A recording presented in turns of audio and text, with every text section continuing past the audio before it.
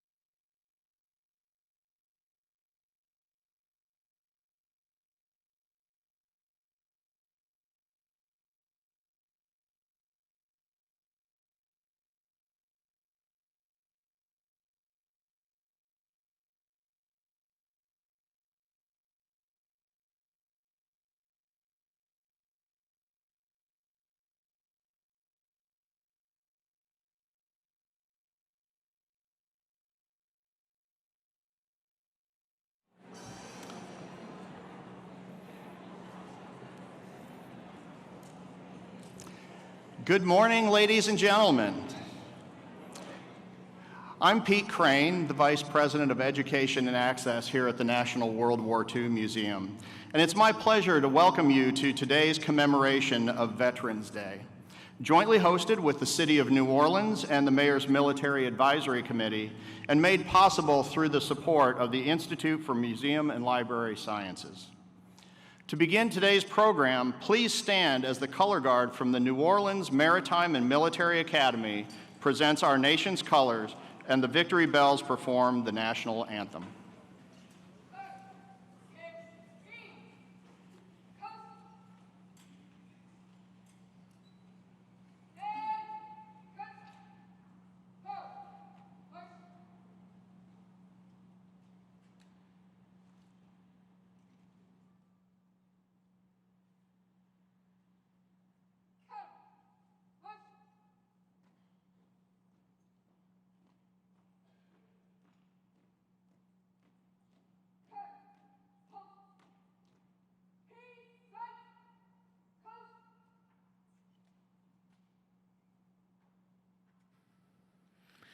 Oh, say, can you see by the dawn's early light what so proudly we hailed at the twilight's last gleaming, whose broad stripes and bright stars through the perilous fight o'er the ramparts we watched were so gallantly streaming.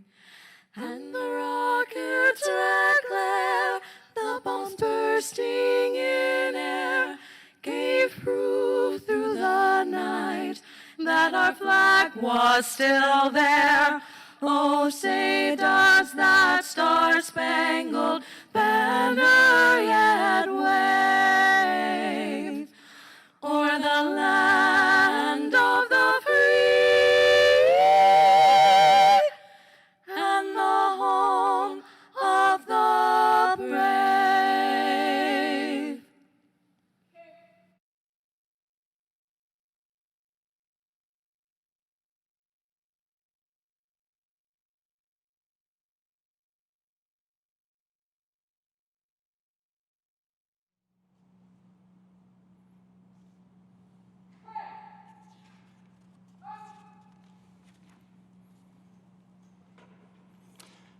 Thank you. Please be seated. And now, please join me in welcoming to the stage Suzanne Medier, the chairwoman of the National World War II Museum's Board of Trustees.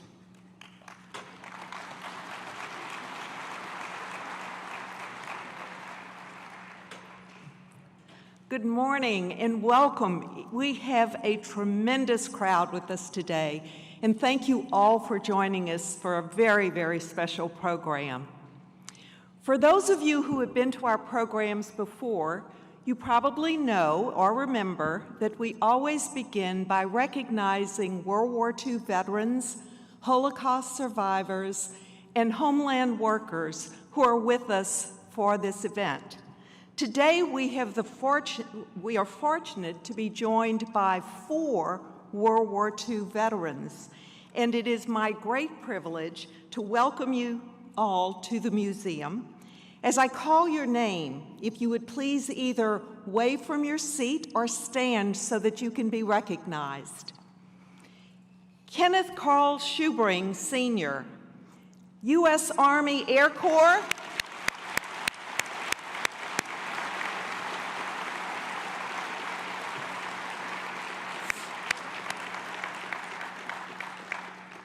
U.S. Army Air Corps, who was at Pearl Harbor on December the 7th, 1941, and later served in the Pacific Theater with the 6th Pursuit Squadron of the 8th Pursuit Group.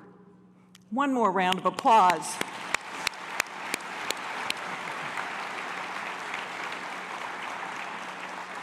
Great. Ogden Nash Syke, U.S. Navy Pacific Theater, served aboard the amphibious assault ship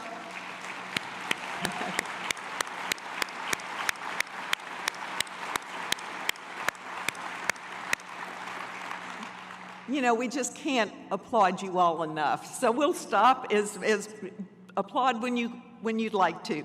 Anyway, U.S. Navy Pacific Theater served aboard the amphibious assault ship USS LSM 319, which saw action near multiple beachheads in the southern Philippines.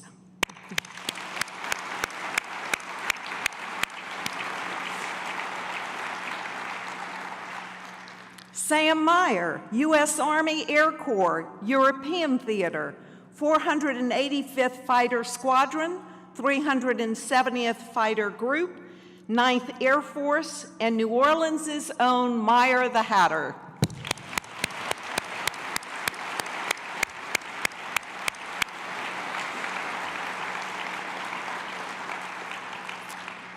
And Alexander Himes with the U.S. Army.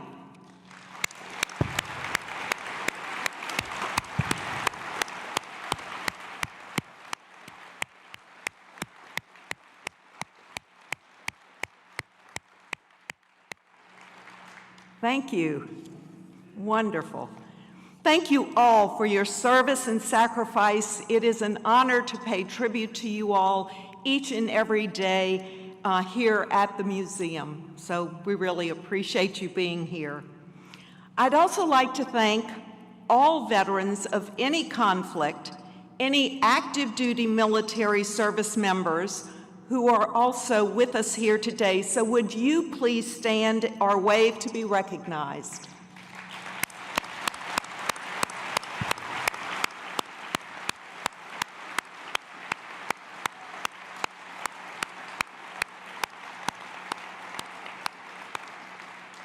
Thank you for your service to our nation.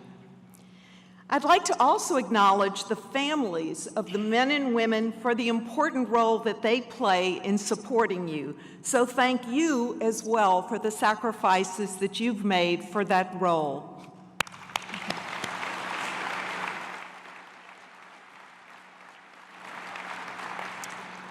The museum is truly privileged to have an enormous network of supporters and patrons and partners who champion our mission. I'd like to give special welcome to New Orleans Mayor LaToya Cantrell, who is with us today. Mayor Cantrell. And members of the Mayor's Military Advisory Committee who are here with us today. Please stand or wave to be recognized.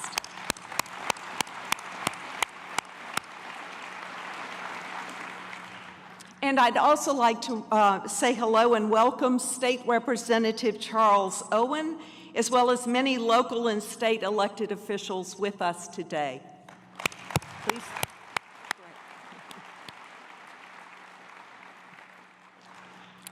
This morning, we are proud to be joined by a number of the museum's Patriots Circle and charter members, as well as our education and capital donors. Ahead of each Veterans Day, we call on our Charter and Patriot Circle members from across the country to help us create a unique tribute for our veterans to be unveiled at this ceremony. This year, more than 163,000 members answered the call to contribute a piece of wax to the red, white, and blue V for Victory candle to my right, to my left, actually, to your right. This project raised more than $265,000 to help support our educational mission. This candle was handcrafted by retired Gunnery Sergeant Clifford Taylor, whose father, Clarence Taylor, served in the Army during both World War II and Korea. This victory candle honors the 80th anniversary of America's triumph in World War II, so that we continue to remember the meaning of Allied victory and the price that was paid for our freedom today. Thanks to each and every member for your support, past and present. So now I'd like to invite to the stage the President and CEO of the National World War II Museum, Stephen Watson, to join me in lighting the victory candle and honoring the legacy of the World War II generation.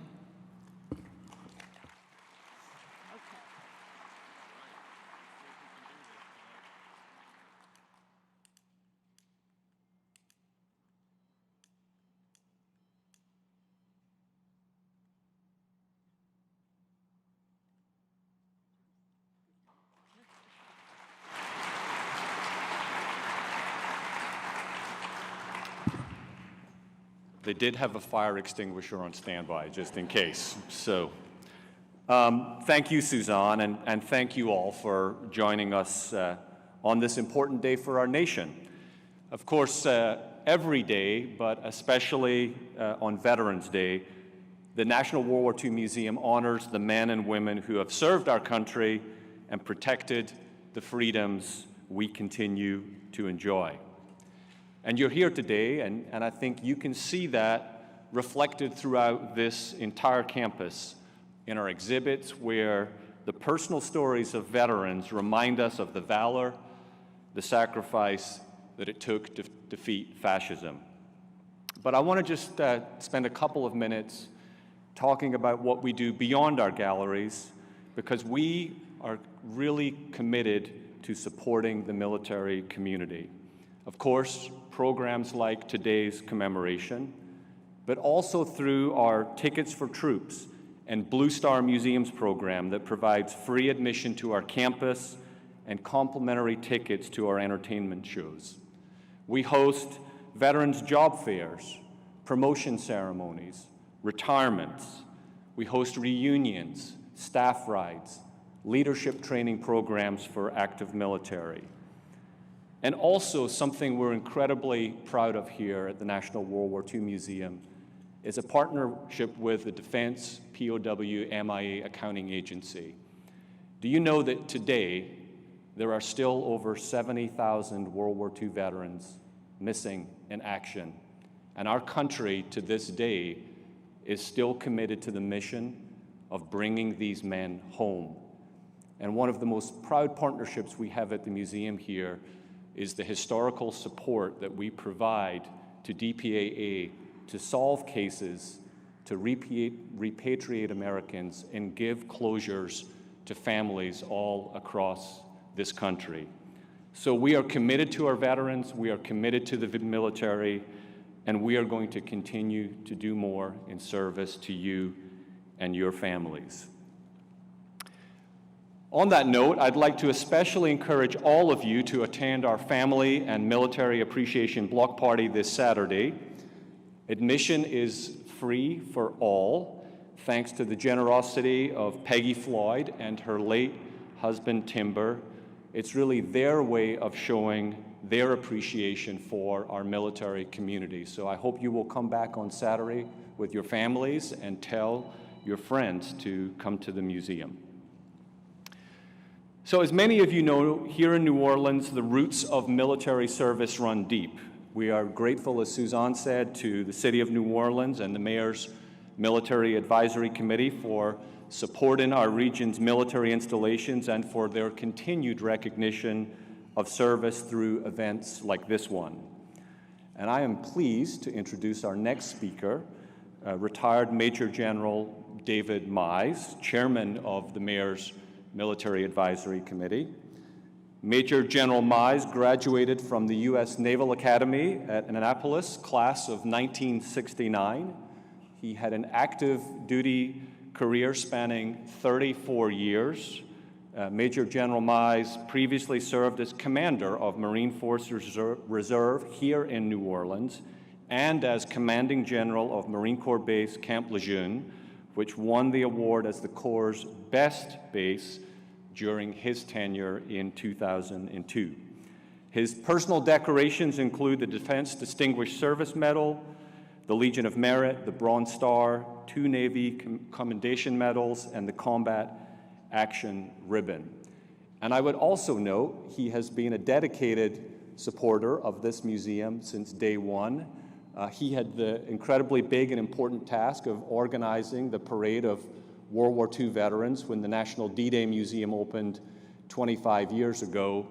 and has been part of every single phase of this museum's development, serving the mission of this museum faithfully. And lastly, I would add that he still claims that he has good days on the golf course every now and again. So with that, please join me in welcoming Major General David Mize to the stage.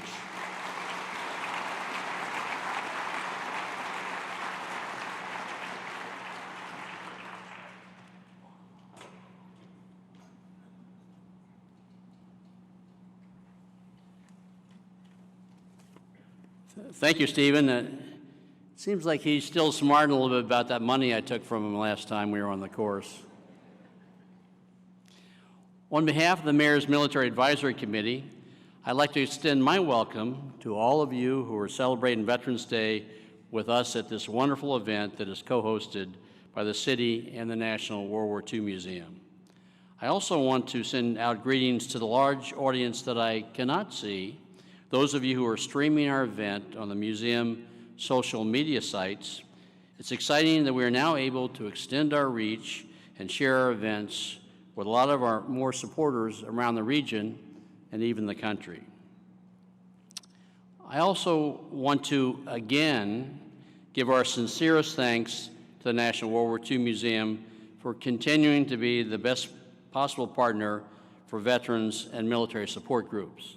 And I think when you heard Stephen give that litany of things they do, you can appreciate how committed they are. It remains hard to imagine a better venue to celebrate Veterans Day than this magnificent hall that so successfully inspires our reverence of the veterans of World War II. So once more, our great appreciation goes out to Museum CEO Stephen Watson and Vice President Pete Crane for all you do to support us. This year, I want to give a special thanks to Chrissy Gregg, who has stepped up in Dr. Maggie Hartley's temporary absence to make all the magic happen today. But maybe the best news is that the museum only continues to get better as a museum and even more supportive of the military and veterans groups over the years. During this period of federal government shutdown, when military units are not allowed to support community activities, we applaud the New Orleans Military and Maritime Academy for providing the color guard and the band for our important ceremony today.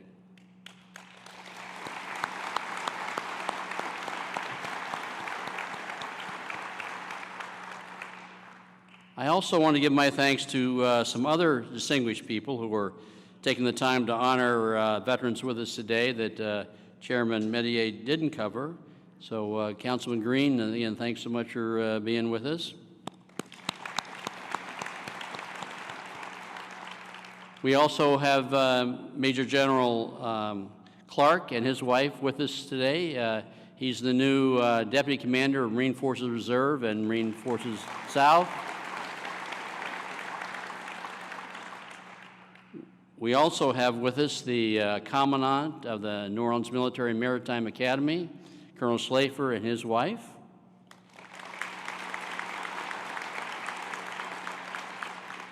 And of course, I've got to recognize the founder of the museum, who we wouldn't be able to do all this stuff unless he's done what he did, Dr. Nick Mueller.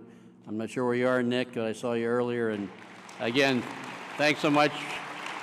We will ever owe you big debts of gratitude for what you've done for the museum and for the city of New Orleans with this magnificent attraction. I also want to recognize the Terry Ebert Fan Club, family and friends who have come from far and near, so we want to give you a special welcome today. Thanks for being with us to support Terry.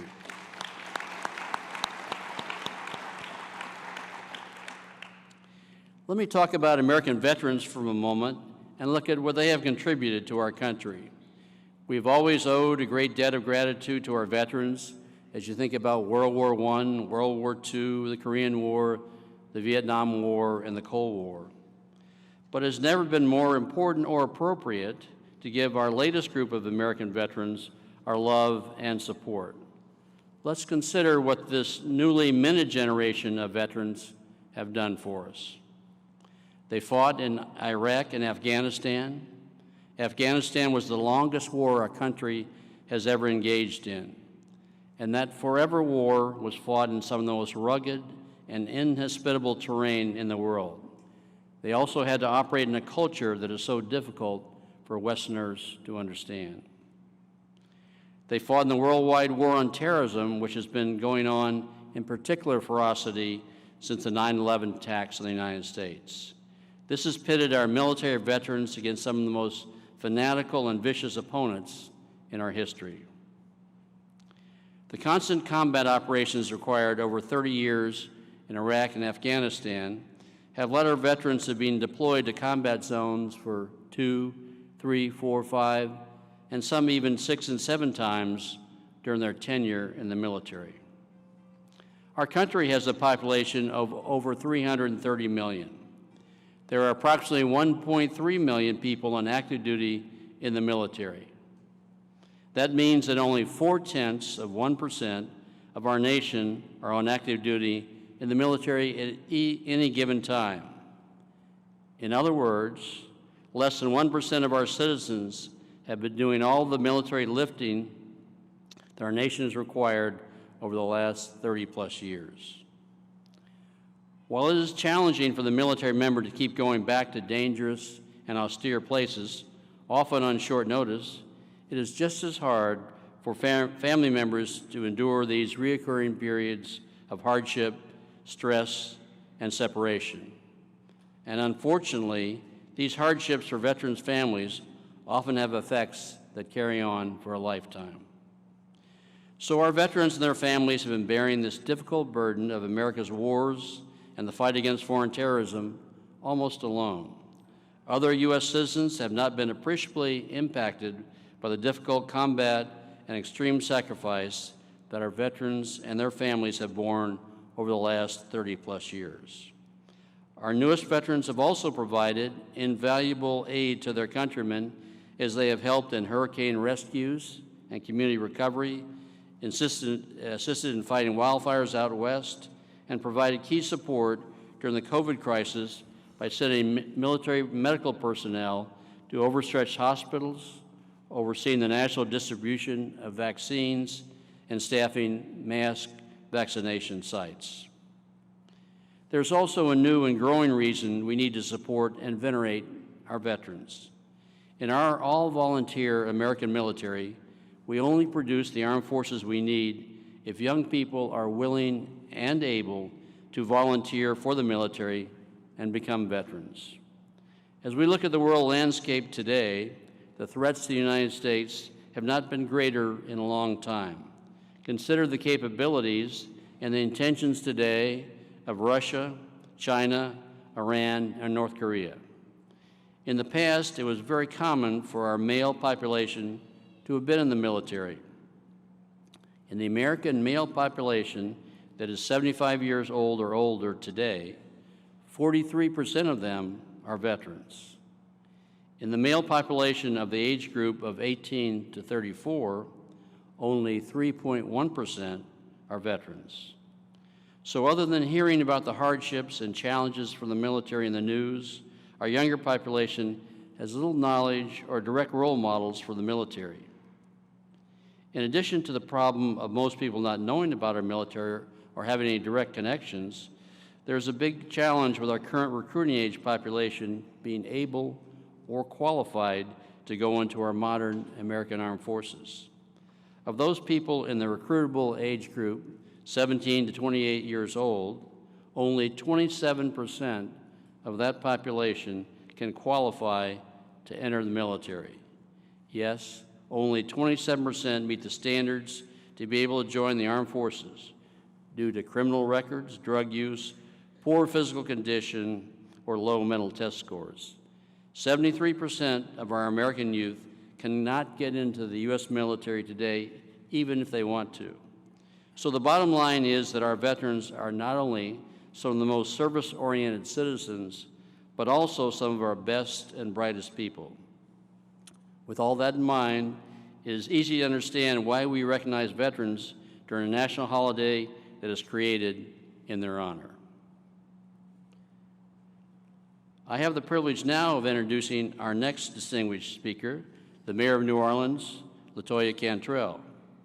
The mayor has several veterans in her family, and she understands the sacrifices that veterans have made and the pride they've received from their service. Since she has been the mayor of New Orleans, Mayor Cantrell has proudly participated in almost all of our Veterans Day and Armed Forces Day events.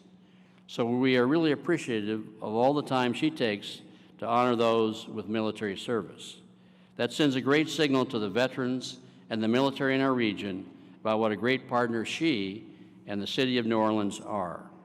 We thank the mayor for her continuing support of our veterans. I now turn the podium over to the Honorable LaToya Cantrell, Mayor of New Orleans.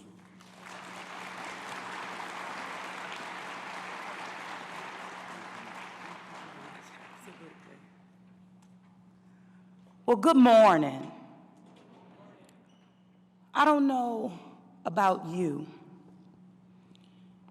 but today, and being Veterans Day, is refreshing to me. Any level or spirit of uncertainty that anyone may find themselves feeling, I just say, reflect on our veterans.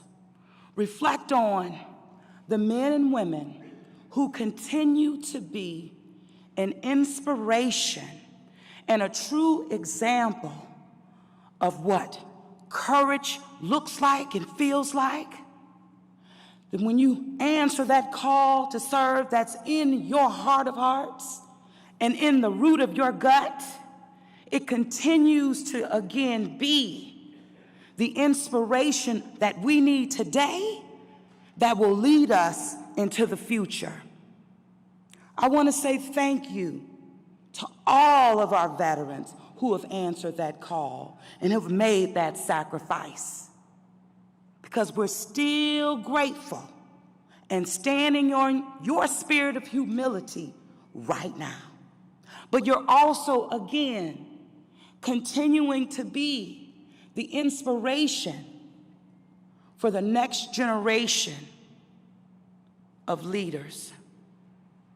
Those who understand what courage, again, looks like, what bravery feels like, and with passion for people. And so Veterans Day, on this day for me, not thinking about so much at the macro level, but more at the micro level, people to people. It reconnects you with the humanity and the spirit that we all embody and embrace. So I say thank you, and also being a woman who is raised in a family with members who have served collectively over 175 years, I understand that when one member of the family is on that front line, the entire family is serving right alongside.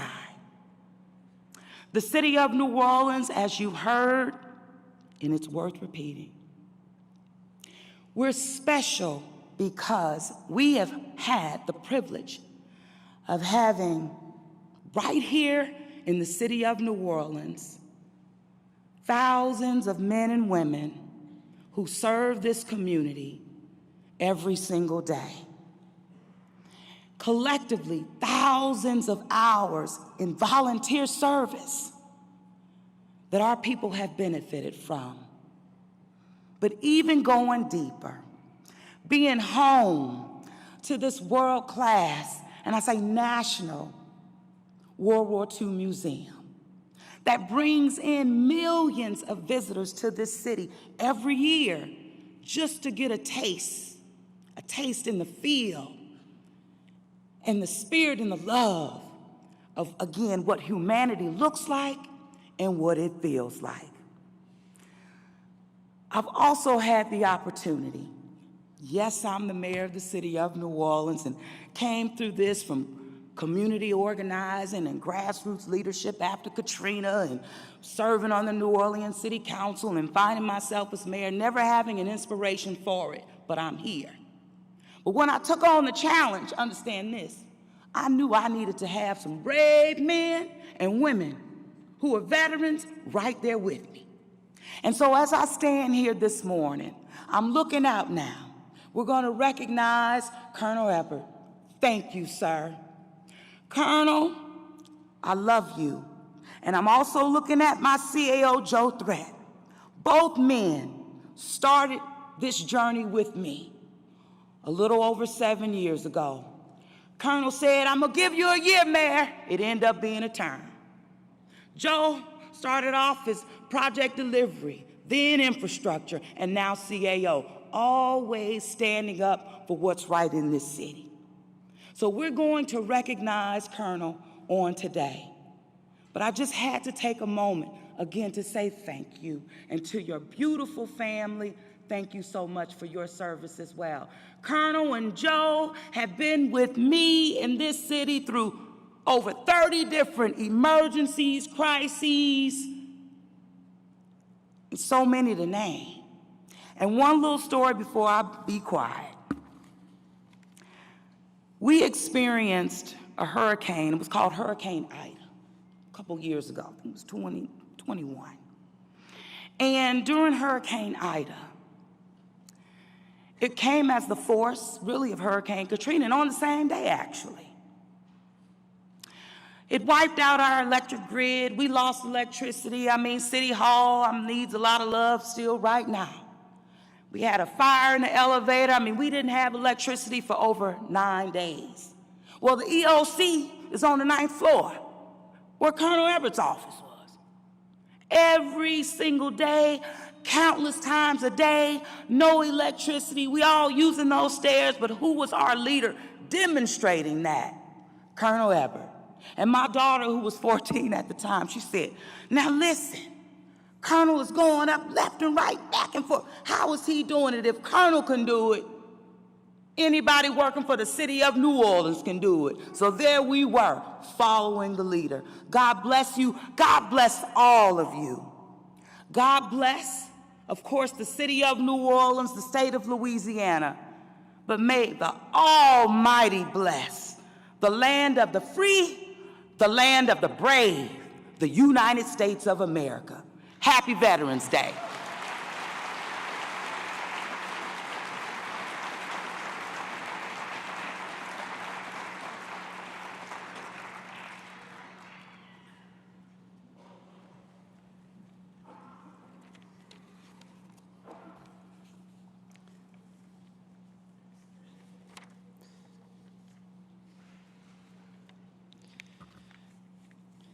It's now my pleasure to introduce our honored military speaker, Colonel Jason Burkett, U.S. Marine Corps retired.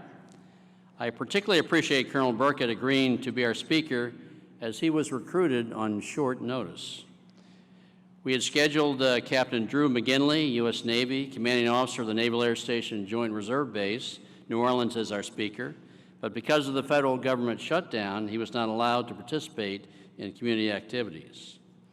But Colonel Burkett is a dynamic leader and a good speaker, and you'll shortly see why he's a great choice to be our speaker today. Colonel Burkett recently retired after 24 years in the Marine Corps. He had 2 combat tours in Iraq. As an infantry officer and manpower administrator, he held numerous important jobs during his career. His last job was here in New Orleans as the commander of Marine Corps Support Facility in New Orleans, where he was an Energizer bunny, being totally active in community affairs. As you can tell from a haircut, he's a Marine through and through. As with many veterans, he has sought to continue his service to his community and to veterans by taking on the job as Executive Director of the USO of Louisiana and Mississippi. Colonel Burkett, thank you so much for being with us today.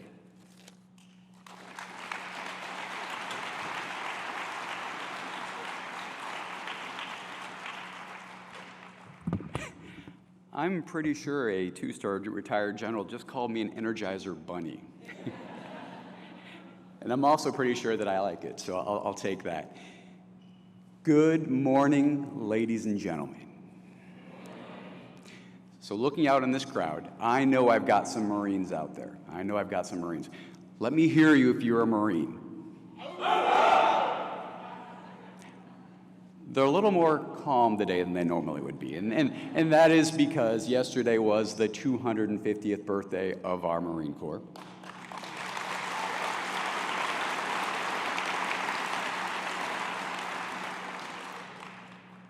Love it, love it, love you all.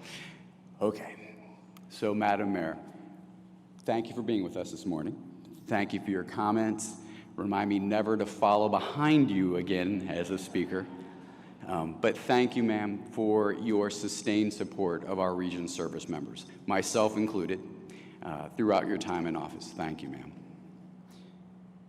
To our senior World War II Museum representatives, CEO Stephen Watson, VP Pete Crane, and the rest of the team, thank you.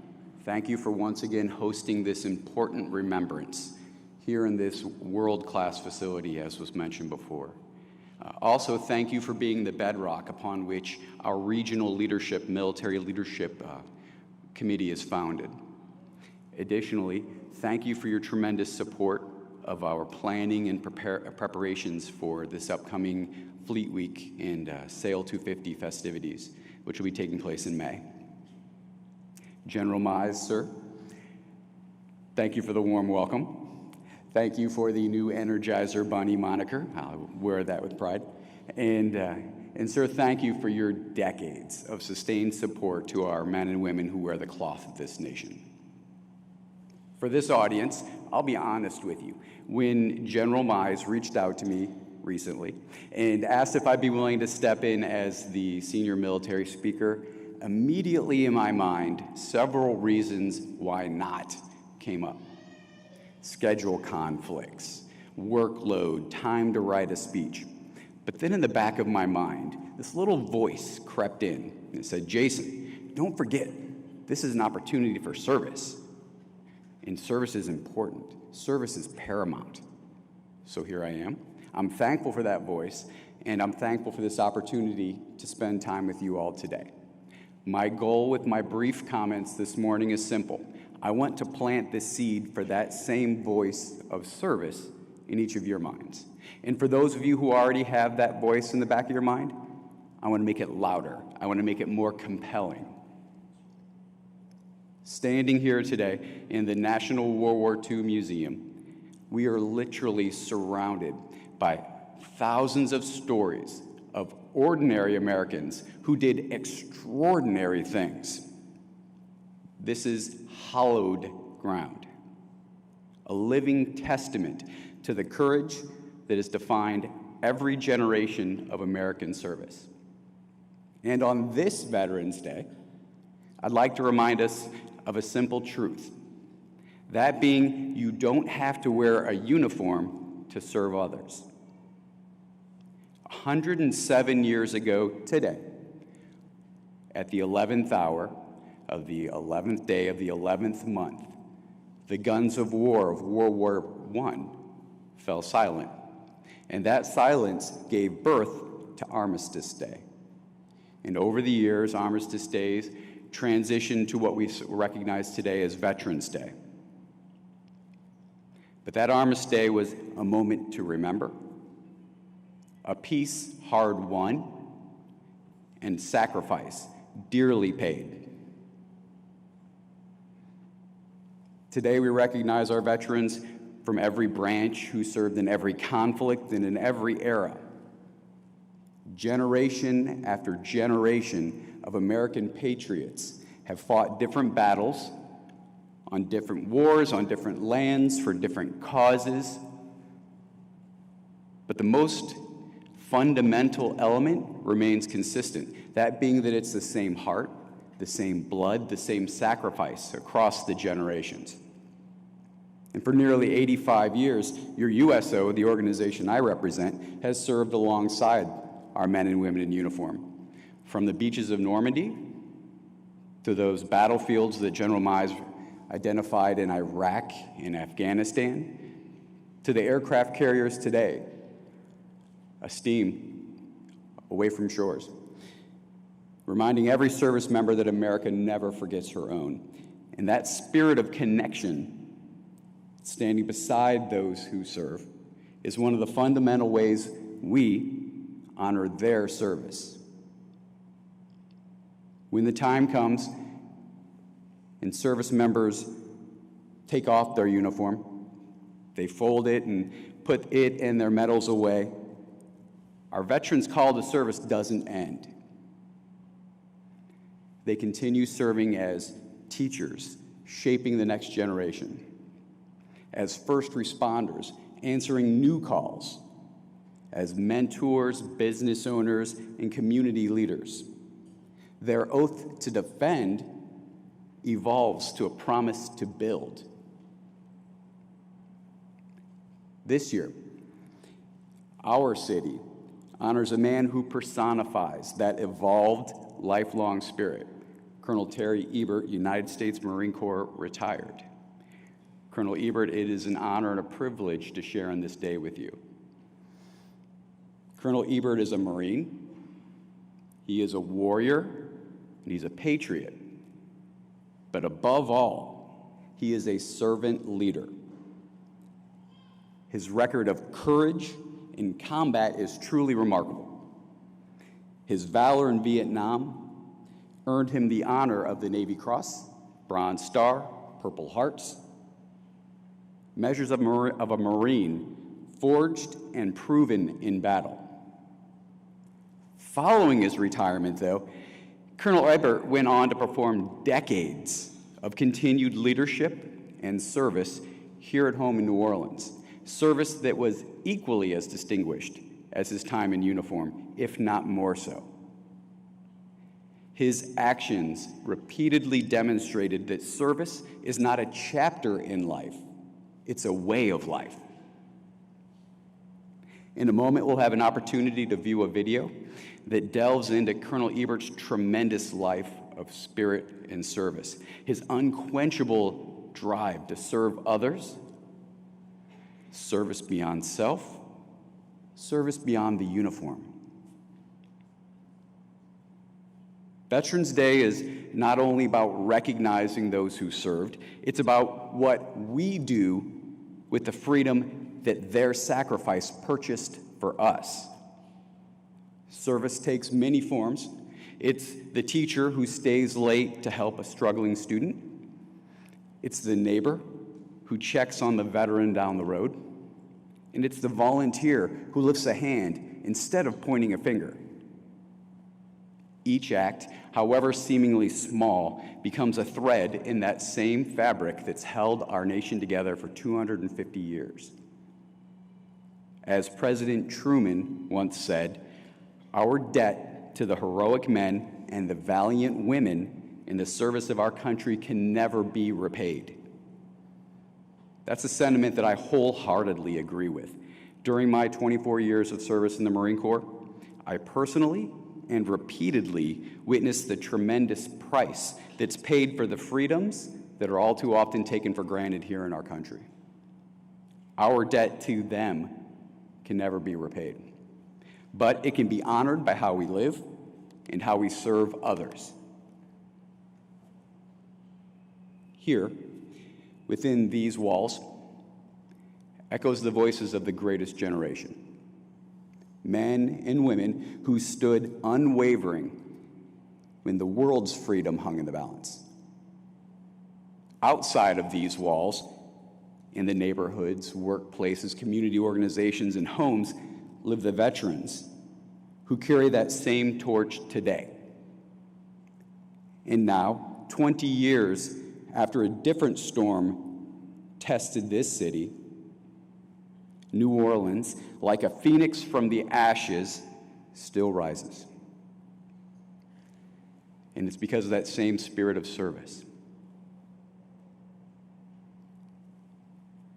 As I previously mentioned, in a moment we'll have the opportunity to view a video which pays tribute to Colonel Ebert's relentless life of service. as we watch this together, let's make a quiet promise. Let's promise to honor the past by serving the present. Let's promise to remember that freedom demands caretakers as well as defenders. And let's promise to ensure that those who once stood watch for us never stand alone. Let's give a bullhorn to that voice in the back of our head that says service to others is important. May God bless our veterans. May God bless this great city.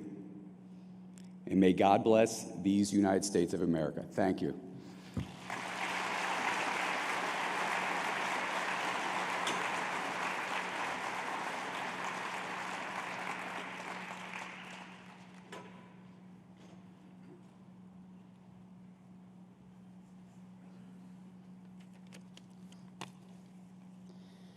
It's now time to begin our recognition of the Veteran of the Year.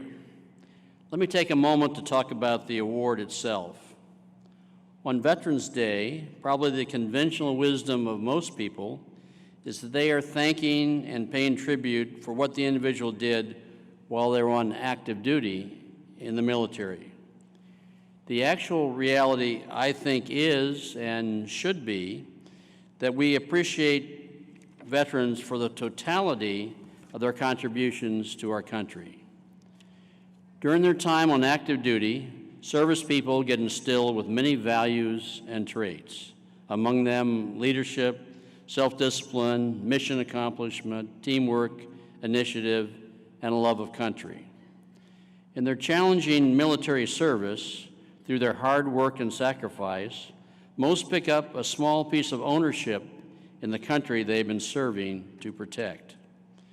So when veterans leave active service, whether it's after 4 years or 40 years, they carry the values and work ethic they have learned in the service into their lives and actions in their communities. In the Marine Corps, one of our commandants put it very succinctly when he said, the 3 macro missions of the Marine Corps are to make Marines, win battles, and turn back great citizens to society. The vast majority of our veterans are great citizens who give contributions to their communities beyond what most average citizens do. So we'd like to highlight these significant and continuing contributions that veterans make to their country and communities. We single out each year a veteran who has made special contributions to his or her country, both during their active duty time and after military service in their communities. But remember, this individual tribute is mainly to highlight the rest of the iceberg beneath the surface that may be hard to see or appreciate, our many, many veterans making very significant and continuing contributions to their country after military service. The winner of our Veteran of the Year this year is Colonel Terry Ebert, U.S. Marine Corps retired. I think you will all agree shortly that he is another perfect candidate for this award. I first met Colonel Ebert in 1984 when we worked together at Headquarters Marine Corps in Washington, D.C., and have stayed in pretty close contact with him ever since. He was a Marine's Marine who epitomized the best of the Corps. He engendered respect and loyalty from everyone who worked for him, and he had the ability to bring the best out of his subordinates. As a colonel, he held some of the most important jobs in the Marine Corps. After he retired from active military service, he came to New Orleans and took on ever more important jobs serving his community. As in the military, he earned the respect of all that he worked with. He could mediate tough problems or take charge as needed. This community will be ever blessed that we had the right man in the right job when Hurricane Katrina hit. We have gathered some great background information on Colonel Ebert. The wonderful museum audiovisual staff has turned that into an entertaining mini bio of Terry. Thanks to Meredith Richards and Amy No and their team for the talent and patience to put together this wonderful video piece. I think you will enjoy the video and it will validate that we made a great selection for this award. Please play the video.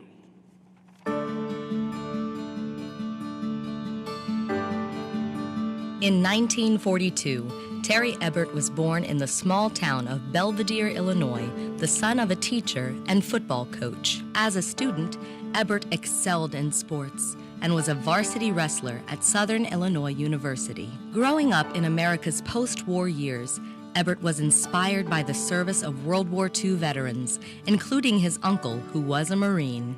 I grew up going down to Uncle Jack's farm every summer and listening to all those war stories and telling me I was never going to be good enough to be a Marine. And so he was very instrumental in some of my thoughts and what I did later in life. In 1964, Ebert joined the Marine Corps and deployed to Vietnam 2 years later. I think I joined the service because I grew up in an atmosphere of family that all had served in World War II. In Vietnam, First Lieutenant Terry Ebert served as the commanding officer of Company E, 2nd Battalion, 5th Marines, 1st Marine Division. We had some very trying times. I had a great battalion commander, some great troops. We took very heavy casualties through the war. My battle in Vietnam ended on Christmas Eve, 1966. On Christmas Eve, 1966, Ebert's Company E was assigned to rescue another unit. As they advanced toward the village of Phu Thai, Company E's lead platoon came under enemy fire from a Viet Cong battalion. Heavily outnumbered, First Lieutenant Ebert moved to the front of his unit as his lead platoon sustained several casualties. First Lieutenant Ebert immediately led the attack, directed his men to return fire, and began evacuating the wounded to safety. As Ebert's platoon worked to surround the enemy, he led Marines through hostile, fire-swept open terrain, and he was seriously wounded by enemy fire. First Lieutenant Ebert was shot in the chest, but continued to lead his company until he fell unconscious. During that period of time, I was finally shot in the chest, and I finally went unconscious, and I was lucky to get out. For his heroism during Vietnam, Ebert received the nation's second highest award for valor, the Navy Cross. Also, a Bronze Star for Valor and 2 Purple Hearts. I was blessed to walk down some very dark paths with some great Marines. All of them weren't as lucky as I was.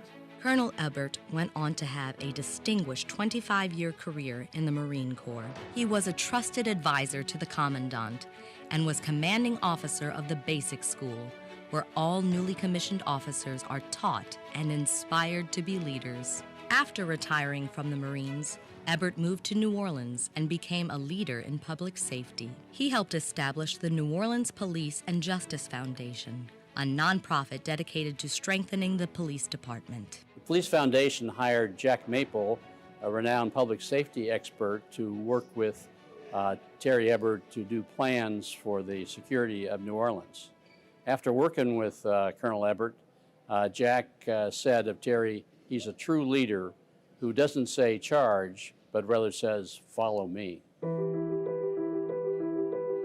In 2005, Ebert was serving as Director of Homeland Security in New Orleans when Hurricane Katrina took aim at the Gulf Coast. The worst-case scenario became reality. Levees failed, thousands of lives were lost, and over 1 million Americans were displaced from the region. The levee breach, I believe, engineering-wise, should have never happened.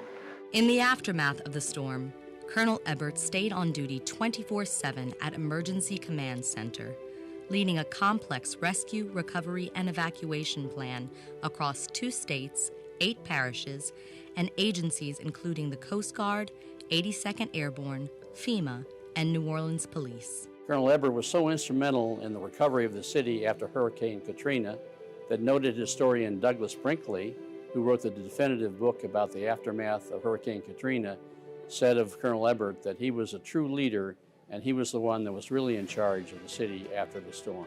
It was a long struggle that required a lot of perseverance. Well, I think it's a great city, a great story. It's not by accident it had trying times before, and it'll have trying times in the future.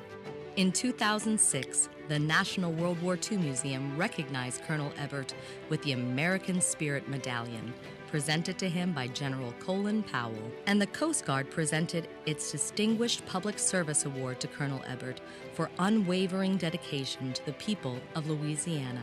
After leaving city government, Terry continued to contribute to the community by setting up a successful small business with a local staff.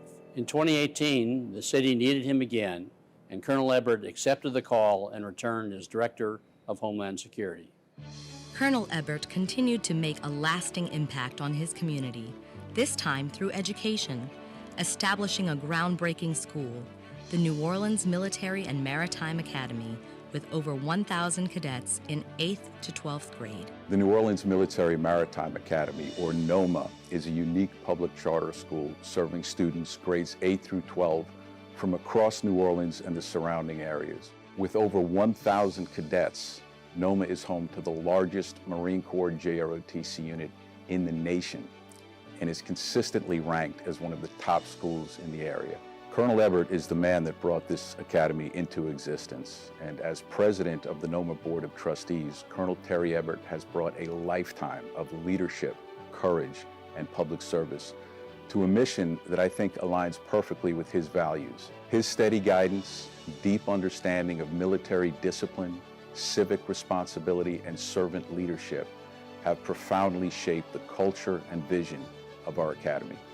For decades of my life, he has set a great example. He's been a great mentor, and Colonel Ebert's my hero. Colonel Ebert credits the support of his family, his wife Suzanne, 2 children, and 2 grandchildren. Just the privilege of serving my country, serving my city, and I've been blessed by 3 great women, my 2 daughters and my wife, who followed the path with me. For his lifetime of service and his commitment to the city of New Orleans, we honor Colonel Terry Ebert as the 2025 Veteran of the Year.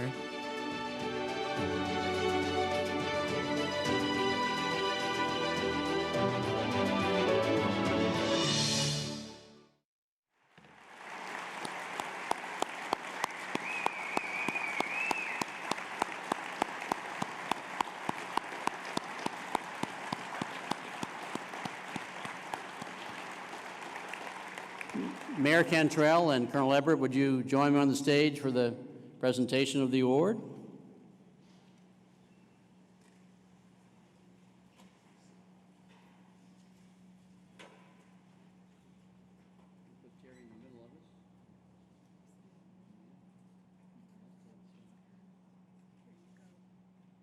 Let's show them some more love.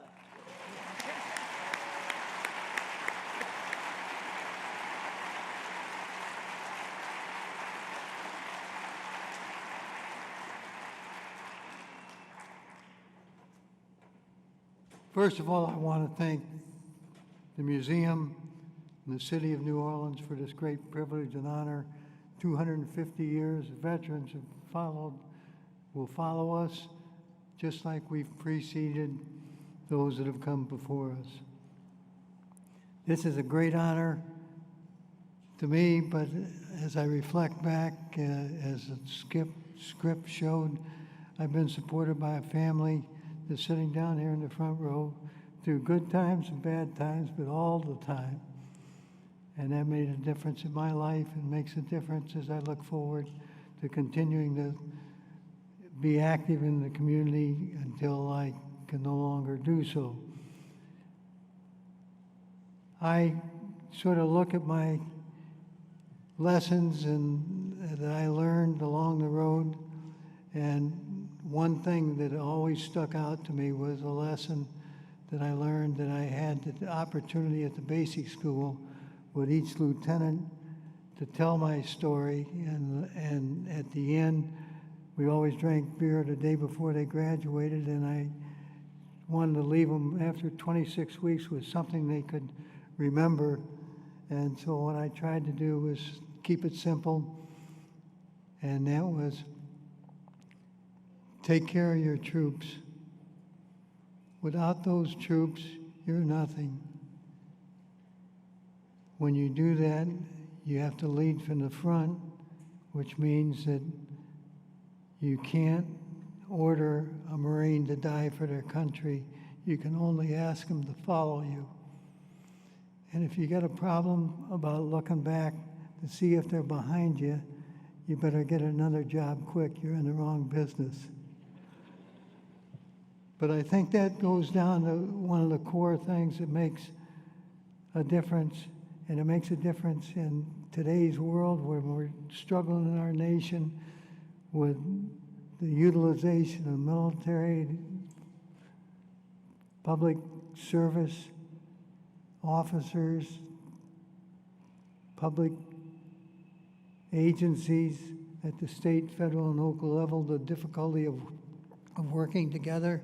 We got to remember that you can't sit back and order somebody to die for the country, regardless of what your mission is. It's to get out front, lead, and do a better job than we're doing today. And we've got room to improve, but there's no nation on earth that's got 250 years of history with veterans who've given their lives to give us the freedom that we have today.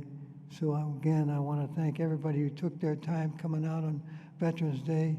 I want to thank all the veterans as a pool, but more important, I want to know, everybody know I'm a blessed person to have traveled and walked those dark paths with great warriors on every side, at every step. Thank you very much. God bless you all.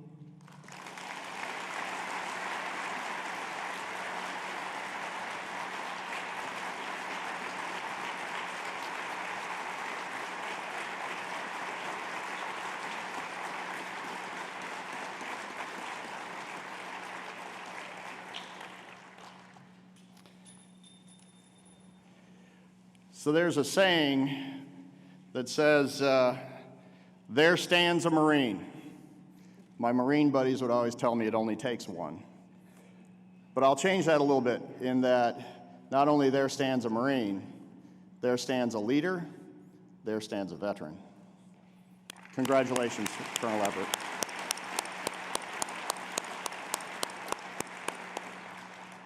I'd now like to welcome the New Orleans Military and Maritime Academy Band to pay a special tribute to all veterans joining us today in person and online.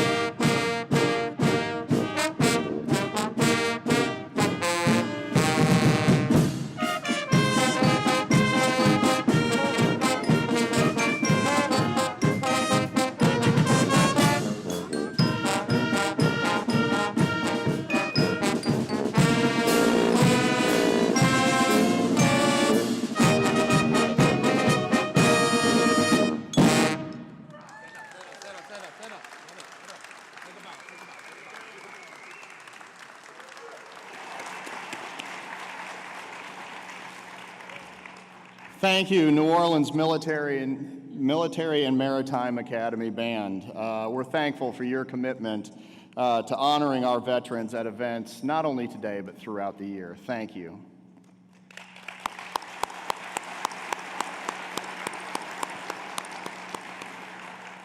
We're grateful for the service of all veterans of every service era, and as you've seen through today's program, this gratitude spans all generations. So thank you to all veterans on your day today. As we conclude today's program, I'd also like to thank our ceremony participants and once again congratulate Colonel Terry Ebert on his Mayor's Military Advisory Council Veteran of the Year Award. Be sure to check our website for upcoming events, including this Saturday's Family and Military Appreciation Block Party, which will be free for all this Saturday. Our upcoming Pearl Harbor commemoration and our annual screening of the Army-Navy game in December. We'd love to see you back for that. But for those that are here today, there will be a special performance by the Victory Bells in the Stage Door Canteen at 1 o'clock. Thank you for joining us today, and we'll see you again next time at the National World War II Museum.